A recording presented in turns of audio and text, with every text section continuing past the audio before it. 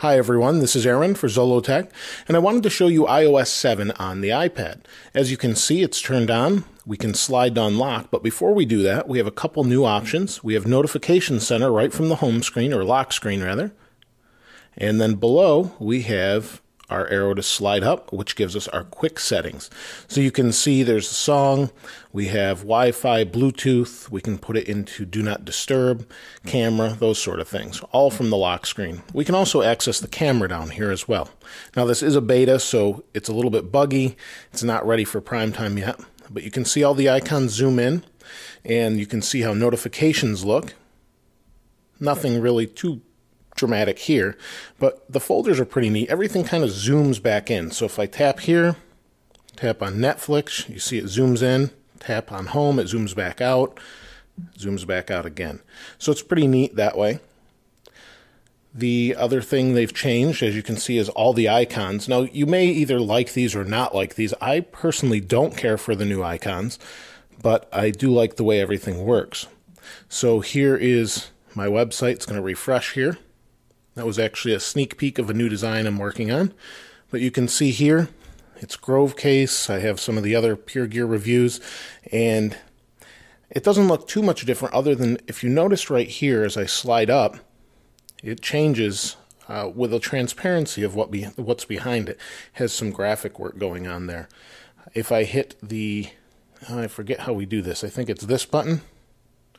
No, that's our share button. There's one where we can add a tab, and we can go back to the different tabs. It doesn't quite work the same way as the iPhone.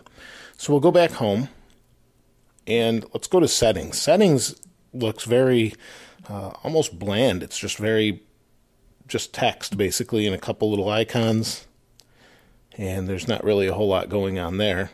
But you can see what the switches look like. My favorite thing is pretty much multitasking. So if we go home, and then we double tap the home button here, you can see multitasking. If I want to close this, swipe to close. So it's pretty nice that way. Game Center looks a lot different, as you can tell. There's no more green felt, as they say. Open it up and wait for it here. So you can see it says how many games I have, friends, requests. If I tap on requests, we'll see what requests I have. It's a little bit slow, as you can tell. So there's some friend requests. You can see everything just looks a little bit different. Clocks actually works now. It functions and moves in the background. So hopefully we'll see more of that with new icons. Music looks a lot different.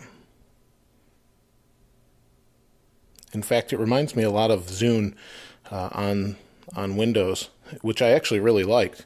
And although I don't necessarily like that Apple pretty much copied it here. So we have playlists, Genius, songs. So you can see, get an idea what that looks like. You can see they've changed the FaceTime icon, just about every icon you can think of, like Newsstand. I really don't like that icon.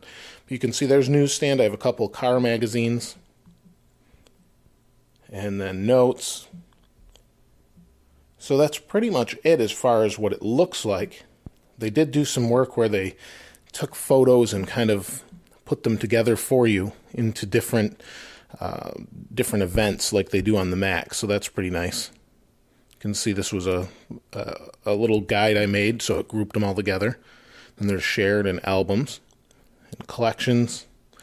And you can see there's all these different collections. So I do like how it organizes the photos, but the icons are questionable. The whole interface, I'm not really sure if I like it that much. If I move it like this, you can see the background will move just like the iPhone.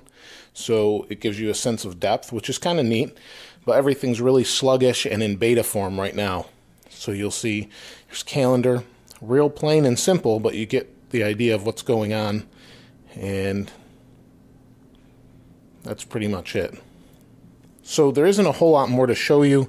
They changed everything as far as the icons look, but it looks a lot better on the iPad, in my opinion, than on the iPhone. I'd be curious to hear what you have to say about the new iOS 7 on iPad. It'll be refined a little bit more as they come out with newer betas and then finally the final release. So let me know what you think in the comments below. As always, thanks for watching. This is Aaron. I'll see you next time.